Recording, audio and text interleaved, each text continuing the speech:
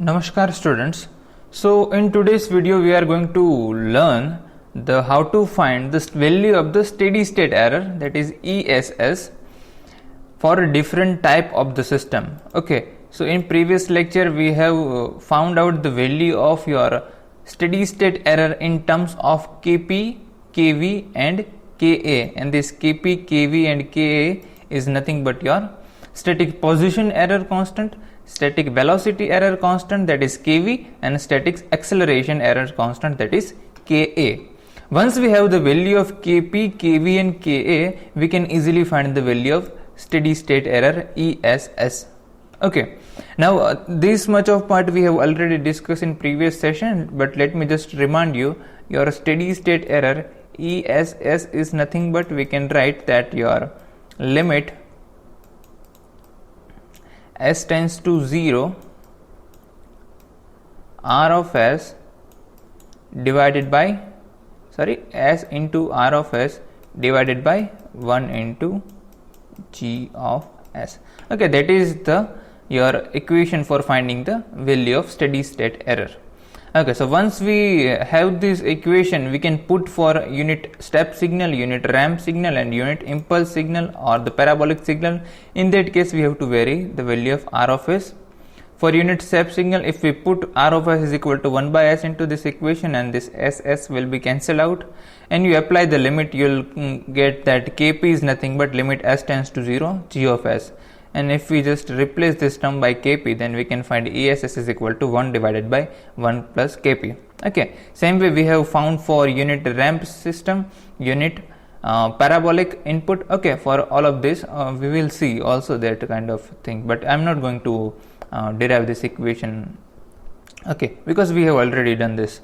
Now once we have the value of steady state error in terms of Kp, Kv and Ka, we can find the value of steady state error. But we know that the value of Kp, Kv and Ka, that is your static position, velocity and acceleration constant, depends on your open loop transfer function g of s. Okay, and this open loop transfer function depends on your, we can say, the order of the system and the type of the system. Okay, so let me just erase these things. So once we have the value of Kp, and we can find the value of Kp by having the different value of g of s. Now g of s is nothing but the number of poles will be there, also the number of zeros will be there, and what is the order of the system? So order of the system is nothing but the highest degree of s in the denominator, it is order of the system, and type of the system is nothing but the number of pole at the origin will give us type of the system. So different type of the system, the value of g of s will be different, and in that case the value of Kp will be different, and in that case we can say your steady state error is going to be different. Okay, so one by one we are going to change the value of n, that is for n is equal to 0, our system is type 0 system. For n is equal to 1, our system will be type 1 system, because if you put s raised to 0 in this equation, it will be 1 only. Okay, it means there is no pole available at your origin. In that case your system will be type 0 system. Okay, so that will be type 0. Same way for type 1, type 2. Okay, if n is 0, type 0, n is 1, type 1 system. Okay, so for these different types of system, the value of gs will be different. In that case Kp will be different and steady state error will be different. Okay, so we are going to find for type 0, 1, 2 and so on for steady state error when it is subjected to unit step signal, unit ramp and unit parabolic for all three cases. So now let's start this. Now let's say for a type 0 system, we are finding the value of Kp, and Kp is nothing but limit s tends to 0 g of s. Okay, so g of s is this. Now for type 0 system, what we have to do? Put n is equal to 0, so s raised to 0 is equal to, and in that case we can write this. Okay, so this is Kp is equal to limit s tends to 0, this is g of s. Okay, this entire part is nothing but g of s. Here you can see Kp is equal to limit s tends to 0 g of s only. Okay, so if you put the value of g of s right here, and now you apply the limit s tends to 0, in that case this will be 0, this will be 0, this 0, this 0. So k multiplied by 1 divided by 1, it will be k only. Okay, so Kp is equal to k in case of a type 0 system. Now let us talk about type 1 system. In that case, there will be s raised to 1 right here in the denominator. So here s raised to n, where n can be greater than or equal to 0. Okay, for a type 1 system, it will be always 1. So in that case, if you put s raised to 1 right here, okay, so and then apply the limit s tends to 0, this denominator will be, this will be 0, this will be 0. So k into 1 will be k. But in denominator, there will be s right here, this also will be 0. So this will be k divided by 0, and that is nothing but infinite. So if you take for a type 2 system, there will be s square. In that case also k divided by 0, it will be infinite. For type 3 system, so on. So whenever the value of n is greater than or equal to 1, the value of Kp will always be infinite. Okay, so in that case for type 0 system, it is 1 divided by 1 plus Kp. Now for type 0 system, we have found that Kp is equal to nothing but k. But for type 1, type 2, type 3, type 4 and so on value, the value of ESS will be, we have to put here 1 divided by 1 plus Kp. And when Kp is equal to infinite, 1 divided by infinite is equal to 0. So your steady state error will be 0 for type 1 or higher system. Okay, that is very easy.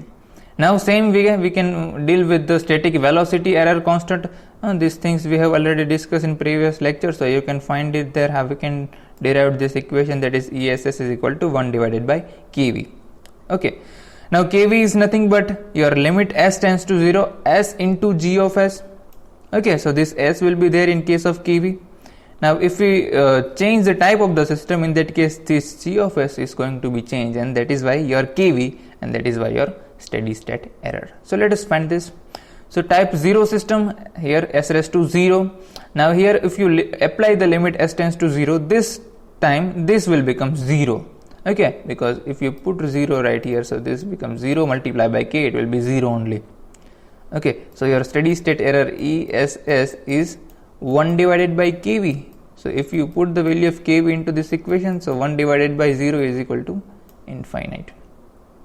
For type 1 system, put s raised to 1 right here. So if you do so, this and this and will be cancel out. This will be 0, this 0, this 0, this 0. So k multiply by 1 divided by 1. So it will be k only.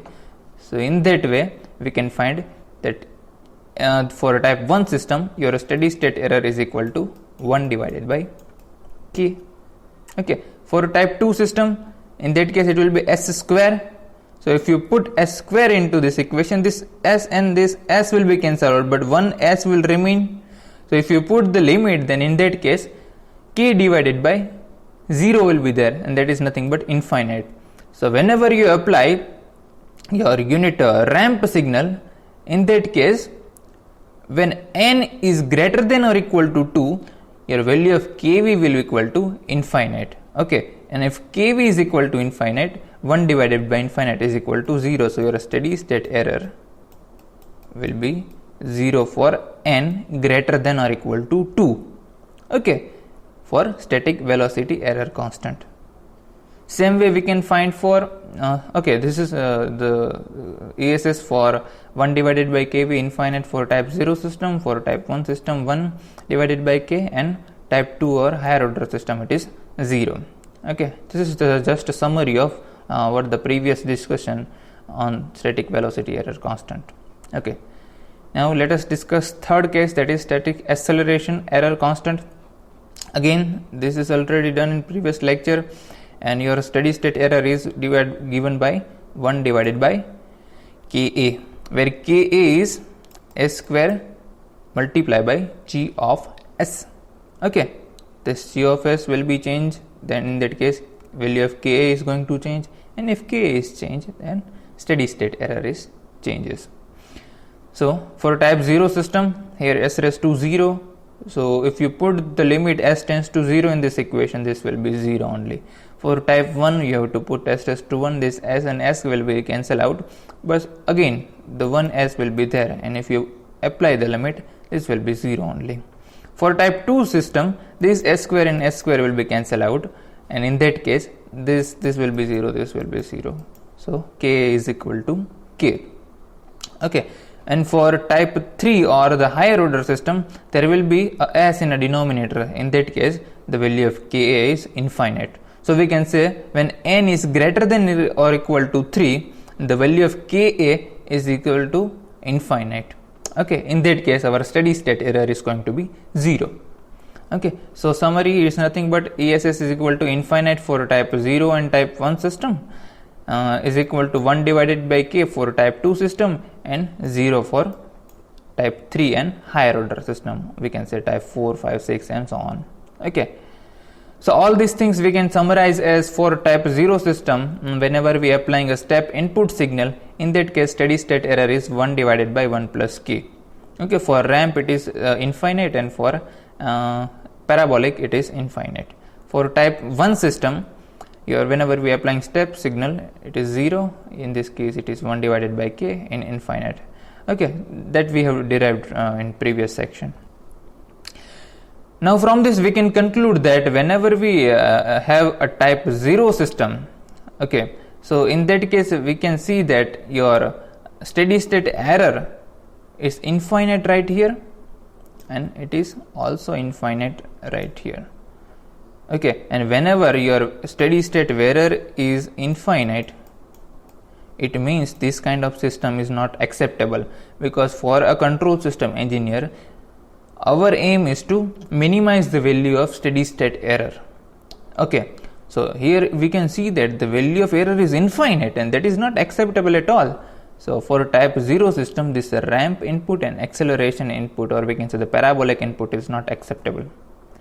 For type 1 system, here we have seen the ideal situation when a steady state error is 0. Okay, and that is the great example, because every time we want that your ESS should be 0. But same time, for type 1 system, this parabolic signal shows that ESS is equal to infinite. So this case is also not acceptable. For type 2 system, your step input is 0, ramp is 0, but the acceleration is 1 divided by K. So for type 2, all of the 3 inputs are acceptable. Okay, so this is all about today's lecture. So once we have the value of Ka, Kp and Kv, we can able to find the value of steady state error. Okay, you can solve the example based on this kind of system. So with this we are closing today's lecture. I hope you understand each and every concept. If you have any doubt, you can contact me. The contact details is given in the description. Thank you so much. See you in the next video.